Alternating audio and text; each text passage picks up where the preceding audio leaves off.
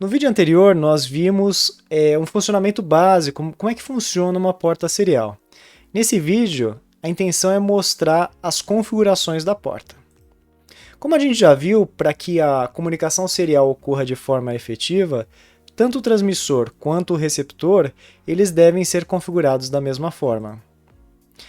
E quais são essas configurações? Bom, nós temos algumas configurações, nesse vídeo nós vamos ver algumas, que serão baud rate, paridade, o stop bits e o número de bits que eu envio do dado. A gente vai ver cada uma dessas configurações em detalhe. Bom, como nós vimos no vídeo passado, a configuração serial, no caso do Arduino Nano, ocorre entre o microcontrolador, o Atmega, e um circuito integrado do tipo conversor USB serial. Então, quando eu estou falando de configurações de transmissor e receptor, eu estou falando, no caso do Arduino Nano, das configurações do Atmega e do conversor USB serial. Vamos primeiro dar uma olhada nas configurações possíveis do Atmega. Para a gente ver quais são as configurações possíveis, a gente pode dar uma olhada no datasheet do Atmega 328. Lá no datasheet, eu tenho que procurar a tabela, né, quais são as velocidades de baud rate que o Atmega consegue, olhando na tabela de 16 MHz. Por que 16 MHz? Porque esse é o clock que é utilizado no Arduino Nano. Né? Se eu olhar lá na plaquinha do Arduino Nano, eu vou ver que tem um osciladorzinho lá de 16 MHz. Então é essa tabela, quando eu abrir o datasheet do Atmega, que eu tenho que dar uma olhada para ver quais são as velocidades que a UART consegue operar. Olhando para essa tabela, eu consigo ver que a velocidade máxima que o Atmega consegue operar com esse clock é de 2 MB, ou seja, ele consegue 2 símbolos por segundo na porta serial. E um detalhe importante que eu posso olhar aqui é que, se olhar, né, essas daqui são algumas velocidades padrões, tá? Uma tabela padrão de velocidades. Eu consigo ver que nem para toda velocidade, né, nessas configurações, eu vou ter exatamente o clock, a taxa de transferência desejada. Então vamos entender o que é isso. Quando eu colocar lá na minha porta, no meu Arduino, serial.begin 2400, e se eu colocar um osciloscópio no Atmega, eu vou ver que os símbolos não estão sendo enviados exatamente a 2400. E eu vou detectar um erro, né? Na verdade ele vai estar operando com um erro de 0,1%. Veja que para 115.2 kilobauds eu tenho um erro de até 3,5%, ou pior ainda, né, 230.4 de 8,5%. Aí você pode se perguntar, pô, mas se está com erro, isso daí vai funcionar? A comunicação serial assíncrona, ela consegue operar nessas situações de forma tranquila. Eu não saberia dizer qual que é o máximo de erro que eu posso colocar nas portas. Aí teria que fazer um teste dos dispositivos. Mas é bom salientar que não é porque eu configurei lá no serial.begin 9600 que eu realmente vou ter certinho, né? Ele vai estar operando o mais próximo que ele conseguir da velocidade configurada. Então, quando eu estou colocando serial.begin, né, o que essa função faz, na verdade? Ela configura a minha UART, né, com esses parâmetros, configura os registradores que estão relacionados com a UART, com esses parâmetros, para que o processador consiga operar na velocidade de comunicação desejada. Agora, vamos dar uma olhada no nosso conversor USB serial. O que acontece? No caso dos Arduinos Nanos mais baratos, né, que são similares dos Arduinos Nanos, eles utilizam esse chip aqui, que é o CH340. Esse é o conversor USB serial do Arduino Nano dos mais baratos. E aí lá no datasheet desse cara eu consigo ver que ele consegue, né, a maior parte das velocidades padrões, né? E é curioso olhar para o datasheet dele, que aqui ele fala que ele consegue 2 megabounds and so on, né? Faltou one aqui, ou seja, em diante. E eu não sei dizer o que ele quer dizer com so on, mas o que a gente pode ter certeza é que ele consegue operar em 2 megabounds, ou seja, o Atmega consegue 2 mega, o serial USB consegue 2 mega, então existe a possibilidade, né, de eu operar nessa velocidade de transmissão. Tem alguns Arduinos Nano que eles vêm com o chip FT232, tá? E o FT232, se olhar lá, ele consegue até 3 megabytes. Aí você fala assim, pô, então eu consigo usar até 3 megabytes. Não, calma lá. Lembra que tanto o receptor quanto o transmissor, eles devem ser configurados da mesma forma. Então eu não consigo configurar o Atmega para trabalhar em 3 mega. O máximo que eu vou conseguir é 2 mega. Então, lembrar desses detalhes quando eu estiver pensando. Não é porque eu posso escrever lá na função serial.begin 3 mega que realmente a coisa vai funcionar. Eu tenho que olhar esses detalhes técnicos para ver a velocidade máxima que eu posso operar na minha transmissão. Só para dar um exemplo, né, de um outro, saindo do Arduino Nano, por exemplo, o ESP32, né, ele vem equipado com um conversor serial USB, o CP1202. No datasheet desse cara, existe lá a especificação que ele consegue operar até 1 mega. E se eu olhar para o SP32, que é o microcontrolador mesmo, eu vejo que ele consegue até 5 megas. Então veja, nesse caso eu fico limitado aqui na velocidade da conexão pelo conversor USB serial e não pelo microcontrolador. Então quer dizer, eu posso até colocar lá na configuração dele serial.begin 5 megas, mas ele não vai chegar a 5 megas porque ele tem esse limite aqui. No caso da comunicação serial via porta UART, com o computador por causa disso. Se eu estiver usando um outro dispositivo, um outro pino ou uma outra UART do SP32, aí talvez eu consiga os 5 megas. Então, nós vimos, né, que para configurar o Atmega, né, para a velocidade de operação do Atmega, eu uso o serial.begin. Agora, para configurar esse CI aqui, como é que é feita a configuração de velocidade desse conversor USB serial? Essa configuração é feita automaticamente quando eu seleciono no programa terminal, né, de comunicação serial para ver a comunicação que está acontecendo. Quando eu seleciono a velocidade, na verdade, o sistema operacional, o driver, automaticamente já envia uma configuração para esse cara, para ele operar na velocidade desejada. No caso do Python, né, isso é a mesma coisa quando eu estou escrevendo um código em Python. Em Python, em geral, a gente usa o módulo PySerial, né, que eu posso chamar com import serial, ou serial, eu vou falar serial para abrasileirar as coisas, tá? E depois, quando eu coloco um serial.serial, seleciono a porta e defino o baud rate. Quando eu executo essa função, o que na verdade eu estou fazendo, eu estou configurando esse conversor USB serial. Tá? Então é isso que a gente tem que lembrar.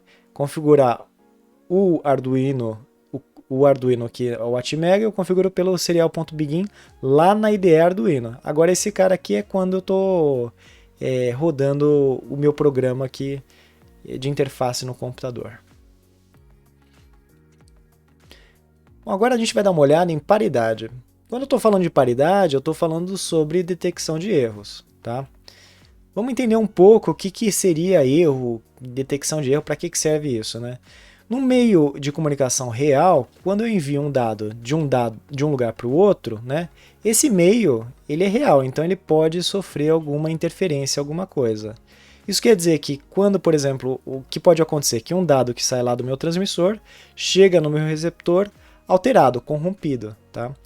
E isso pode gerar problema. Vamos supor que eu quero mandar o comando liga para uma bomba d'água que está conectado no computador. E do nada vira desliga, pode não ser tão legal. Tá? Então eu tenho que ter algum esquema para detecção de erro. Tá? Existem vários esquemas de detecção de erro. A maior parte se baseia no seguinte princípio. Vamos supor que o meu transmissor, seja Arduino, seja o que for, ele quer enviar o caractere A. Né? O que em geral os esquemas de detecção de erros fazem? Né? Eles pegam o dado que vai ser enviado, fazem alguma operação matemática em cima do dado, tá? Que tem um resultado dessa operação matemática e enviam tanto o resultado obtido quanto tanto o dado que eu quero quanto o resultado da minha operação. Tá? Então eu vou enviar dado que eu quero mais o resultado da minha operação. Quando esse dado chega lá no meu receptor, o receptor ele faz a mesma operação matemática e verifica se o resultado da operação que ele fez com o dado recebido bate com o resultado que ele recebeu, tá? Isso, se acontecer isso, né, se ele fez essa operação e deu o mesmo resultado, isso é sinal que possivelmente o dado está ok. Agora, vamos supor que eu tenha alguma alteração no dado recebido, tá? Dependendo da operação matemática que eu utilizar, ela vai dar um resultado diferente da que eu fiz no dado original. E aí, quando o receptor comparar o resultado recebido com o resultado do dado, ele vai detectar um erro e falar, olha, possivelmente esse dado está corrompido, não o utilize. No caso da paridade, que é usar paridade como esquema de detecção de erro? Qual que é o cálculo, né? Qual que é a operação matemática que a gente realiza? É isso quem realiza automaticamente, a gente vai ver, é o ART, tá? O processador não tem que pensar nada para fazer isso. Ele pega o dado recebido, né? O ART pega o dado que vai ser transmitido, né? E verifica o números de uns no dado, né? No número binário ele identifica o número de uns. Por exemplo, no caso de eu querer enviar um A, eu vou ver que esse A tem dois números uns no binário, né? Dois números uns. E isso é um número par de uns, tá? Então sempre que eu for enviar um número que tem números pares de 1, eu envio um zero, né? A operação matemática correspondente à paridade é zero. Número par é igual a zero. E se o número que eu estou enviando, por exemplo, eu vou mandar um arroba, que na tabela ASCII corresponde a 64. Identificar um número ímpar, né? Número ímpar é correspondente, né, nessa operação matemática de paridade, é igual a 1. É um bit, né? Então é 0 ou 1. 0 é quando eu tenho um número par de uns e 1 quando eu tenho um número ímpar. Isso no esquema, né, de paridade par. No esquema de paridade ímpar é o inverso disso, tá? Ou seja, quando eu tiver número par é 1 e quando eu tiver número ímpar é 0. Tem dois tipos de esquema, mas aqui a gente acho legal a gente pensar só em um, tá? Vamos ficar nesse esquema que é o esquema par. Bom, então o que acontece, né? Quando a UART vai enviar o dado, ela automaticamente já pega esse dado que vai ser enviado, né? O 01, 501, verifica qual que é a paridade desse dado, nesse caso são dois uns, então é par, que corresponde ao zero, e aí quando ela vai enviar, ela manda, né, como a gente já está acostumado, start bit, mais esse dado ao contrário, e por último, ela envia a paridade para o transmissor. E aí o transmissor chegando lá, ele consegue ver se faz o mesmo cálculo e ver se as coisas estão funcionando ou não, tá? Como é que eu consigo utilizar a paridade, falar para a minha UART do Arduino Nano, ou na maior parte dos Arduinos, para usar paridade, né? Para usar a paridade, eu tenho que usar um segundo parâmetro quando eu utilizo o serial.begin, tá? Aqui eu vou dar primeiro o exemplo sem usar paridade, tá? Sem usar paridade, ou seja, é como se eu estivesse usando o serial.begin 9600, é a mesma coisa que escrever isso daqui, serial.begin 9600 serial underline 8N1, tá? Esse N aqui do meio fala para o Arduino não use paridade, ou seja, opere de modo normal. Vamos ver como é que fica. E aqui no Python, né? O esquema de paridade é setando o parâmetro parity, né? Parity known aqui, tá? E aí, se eu envio o dado, né, dessa forma, ou seja, da forma que a gente já está acostumado, sem paridade alguma, é aquilo, né? O esquema que a gente já viu. Agora, agora veja que em vez de N eu coloquei um E de even, que é par, ou seja, use esquema de paridade par, tá? E no Python eu dou um parity even, né? E agora o sinal de saída seria isso daqui, né? Veja que ele agora coloca a paridade junto com o dado, tá? E usando esse esquema, automaticamente tanto para o receptor quanto o transmissor já fazerem automaticamente esse esquema. Aqui vai um alerta, tá? O Arduino ele consegue trabalhar bem com paridade. Porém, quando eu vou para o Python e coisa e mal, quando eu estou recebendo dados com paridade, dependendo do sistema operacional que eu estou utilizando, nem sempre funciona do jeito esperado. Porque depende muitas vezes do driver do conversor USB serial que eu estou utilizando para funcionar essas coisas bem. Então fica um alerta aí, tá? Não é, vou sentar, já vou usar a paridade e vai dar tudo certo. Tem que checar para ver se funciona direito essas coisas ou não. Mas aqui a gente está entendendo como é que funciona quando eu uso esquema de paridade. E lembrando, né, que é um esquema interessante, por quê? Porque eu não preciso de poder de processamento do AVR ou, se funcionar bem no meu computador, do meu processador do computador. Os periféricos que fazem as UARTs, né, tanto do transmissor quanto do receptor, teriam que fazer isso de modo automático. Bom, agora vamos para a terceira configuração que a gente pode. Então a gente já viu baud rate, vimos paridade, vamos para stop bits. Dá para mudar o número de stop bits que eu envio. Nós vimos que, de modo geral, a gente envia só um, né?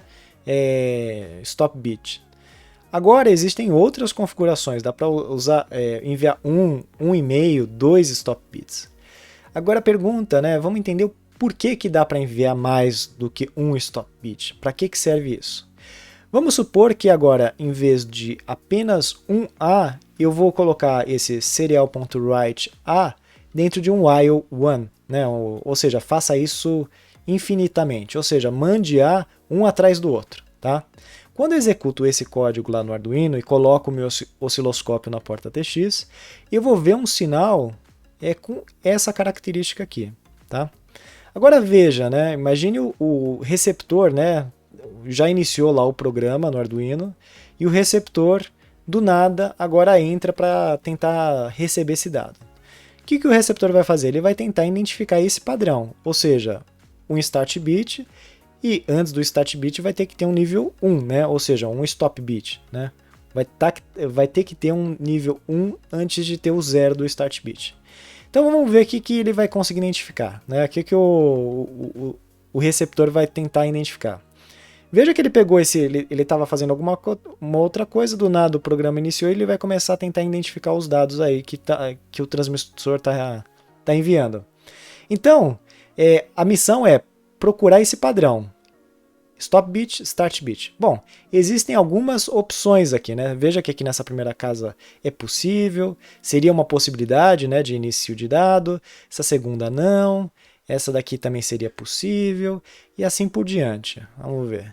Tem outras possibilidades, né? Vê que tem várias possibilidades de onde de fato esses dados estariam sendo transmitidos, estariam corretos, né? Vamos pegar aqui, vamos supor que ele vai começar por aqui, né? Isso é uma das possibilidades de que eu encontro um stop bit e um start bit. Vamos ver o que ele conseguiria decodificar se ele iniciasse daí. Bom, daqui ele pegaria esse número, daqui para trás ele pegaria esse número, né? Lembra que eu estou mandando dado atrás de dado, não tem pausa nenhuma, né? E aí quando eu for ver, esse número que eu peguei é um 22, um 10. Não é o A, né? Que o A seria 65. Veja, eu estou convertendo esse binário para decimal, tá? Mesma coisa aqui. Isso daqui, o A, corresponde a 65. Então ele identificaria tudo errado, tá? Não daria muito certo, não. Vamos tentar uma outra possibilidade. Vamos supor que ele começou a decodificar daqui, tá? Aqui ele vai pegar um 144, 16, também não é o que eu estava esperando, tá? Vamos uma terceira possibilidade. Aqui, né? Se ele começa dessa sequência aqui. Aqui, realmente é a sequência que eu estou esperando. Então veja, né, que usando apenas um stop bit, existem várias possibilidades de onde o meu receptor poderia começar a tentar decodificar os dados e poderia dar um grande erro, né? Se ele começa de um instante de tempo errado, ele começa a pegar um monte de coisa errada, não dá muito certo isso, tá? Então, usando mais do que um stop bit, eu posso minimizar, tá? Não é solucionar totalmente, a possibilidade dos dados começarem a ser recebidos de forma errada quando eu tenho vários dados sendo transmitidos um atrás do outro. Por exemplo, quando eu quero mandar um buffer, né? Vários dados, tenho lá 1024 dados para serem enviados pela porta serial. Eu vou enviar um atrás do outro, tá? Então, nessa situação, dependendo se o receptor não estiver bem sincronizado com aquele start bit, pode gerar um erro. Vamos ver a situação utilizando 2 stop bits. Para configurar 2 stop bits no Arduino, né, no meu Arduino eu coloco lá o parâmetro serial 8E2, sendo que esse E é paridade, tá? Eu vou continuar usando paridade aqui. Mas o 2 aqui é a indicação do número de stop bits que eu quero utilizar. E no Python eu dou o parâmetro que eu tenho que configurar, o stop bits igual a stop bits to. Novamente, né, tudo automático, o processador não vai tomar conta de nada. A própria UART que vai estar fazendo a função de detectar número de stop bits também. Tá? Então, utilizando agora 2 stop bits, analisando de novo o sinal que eu tenho aqui, né, vamos fazer a mesma brincadeira, tentar procurar esse padrão aqui. E aí a gente vai ver que é muito mais difícil, né, é mais complexo esse padrão. Né?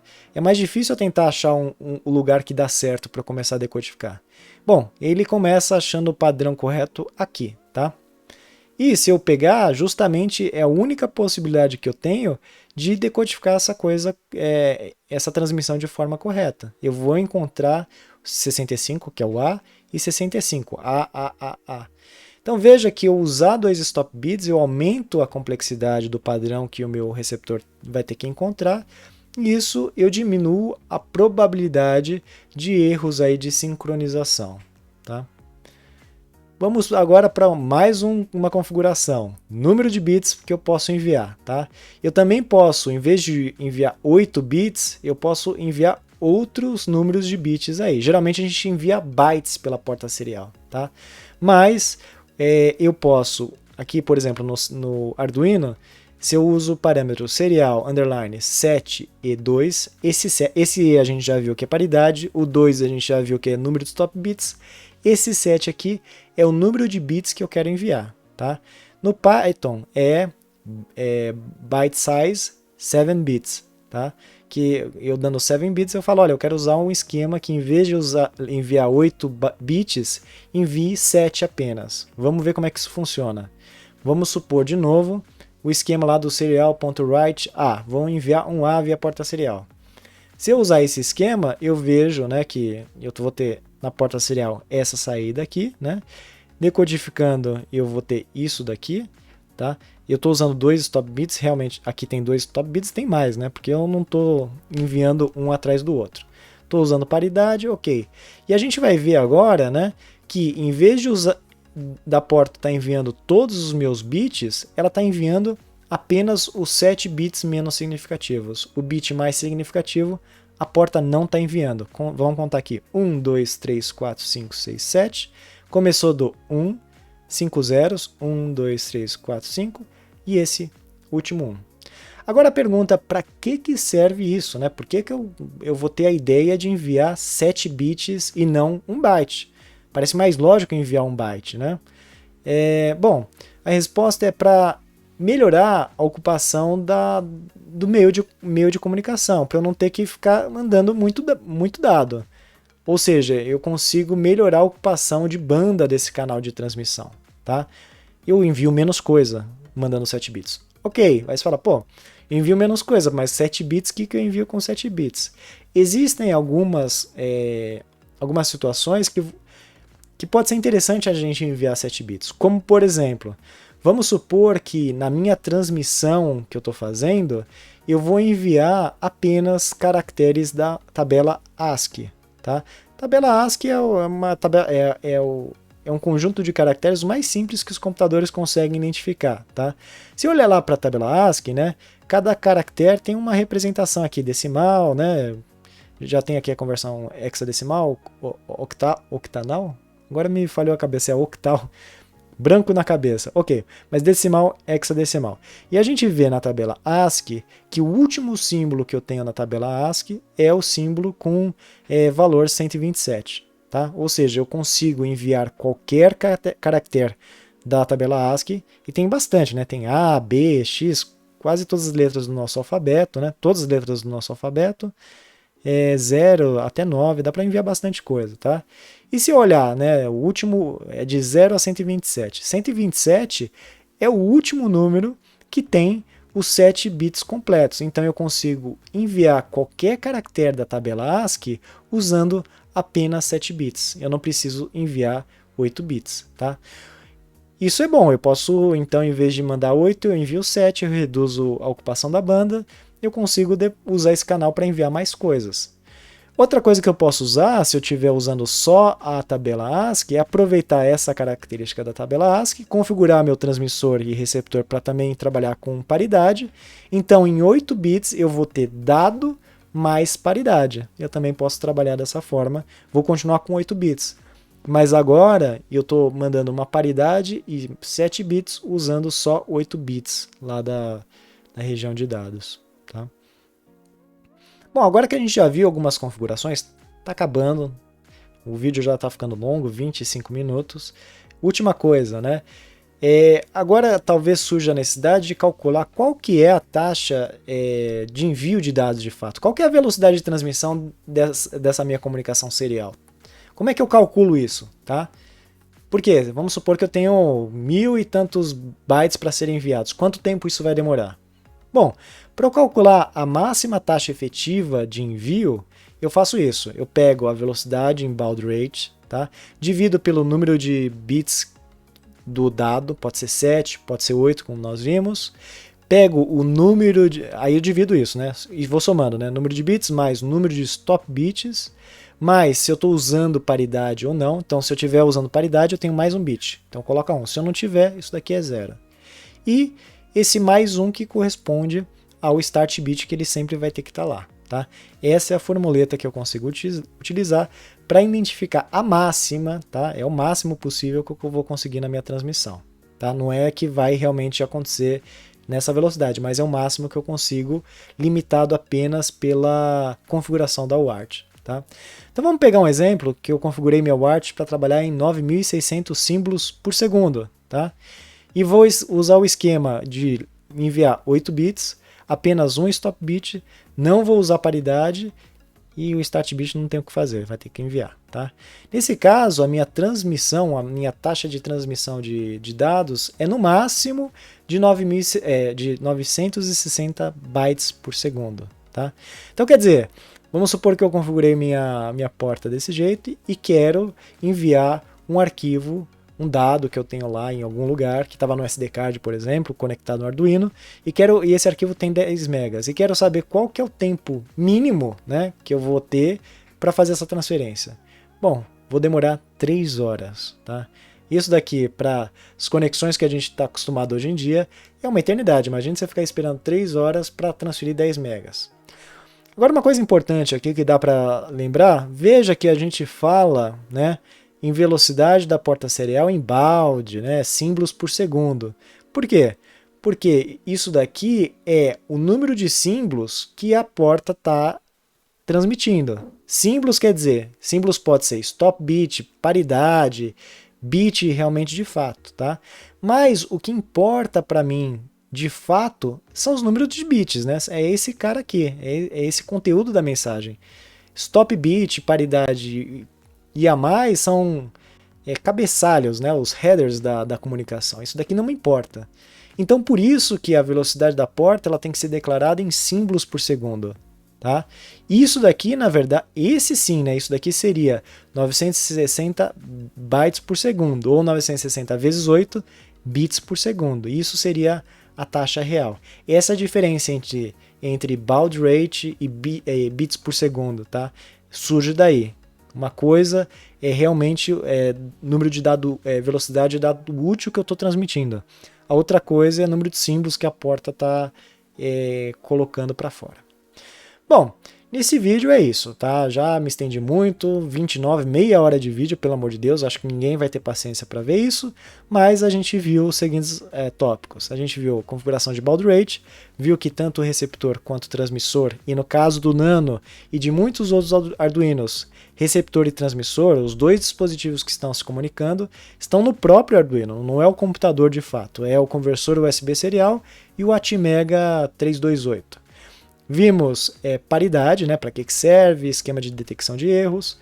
Vimos que dá para aumentar o número de stop bits e também dá para alterar o número de bits que realmente eu estou estou transferindo. E por último, a gente viu a máxima taxa efetiva de transmissão de dados. Bom, eu fiz sem pausa nenhuma, não vou editar esse vídeo.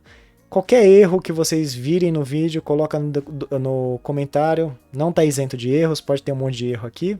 Tentei ser cuidadoso na elaboração desses slides, mas é sempre bom a análise de outras pessoas do material para a gente conseguir melhorar essas discussões. Um abração, pessoal. Até mais.